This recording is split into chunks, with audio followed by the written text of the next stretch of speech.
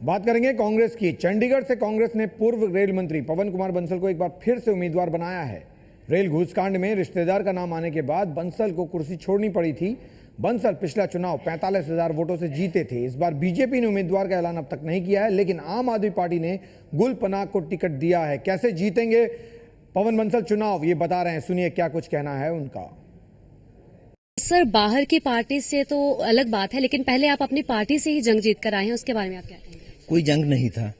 Party high command फैसला करती है, उससे पहले सब चीजों को देखती है, उसके बाद उन्होंने फैसला किया है। मैं उनका बहुत बहुत धन्यवादी हूँ उसके लिए। कोई जंग किसी तरह का नहीं था। जैसे केंद्रीय मंत्री जो है मनीष तिवारी ने ओपनली कई बार कहा है कि दागी नेताओं को नहीं देना चाहिए, और वो चंडीगढ़ सीट के लिए भी उनकी ललक थी, उस पर आप क्या कहेंगे? ये आप उनसे पूछिए, वो सीट पे नजर थी कि नहीं थी, किसको कह रहे थे। अगर वो मेरे को कह रहे थे तो वो अनएक्सेप्टेबल है।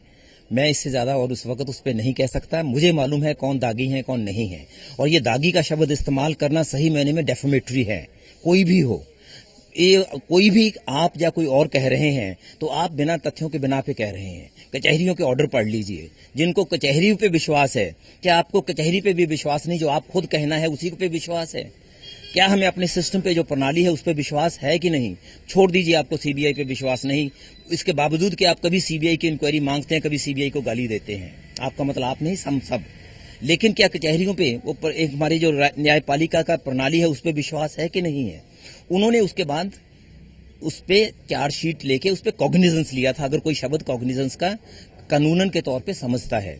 उसके बाद किसी ने शरारत पूर्वक एक दरख्वास्त डाली, वहां के पवन बांसल को गलत छोड़ दिया गया है, और उस पर भी पूरी चर्चा के बाद उसी कचहरी ने, सेशन जज ने, उसको भी खारिज कर दिया है। अगर इसके बाद भी कहना है तो मैं ये समझता हूं ये ईमानदारी के साथ एक सही पिक्चर को बताना नहीं, उसके विपरीत बात करना है वो कोई भी।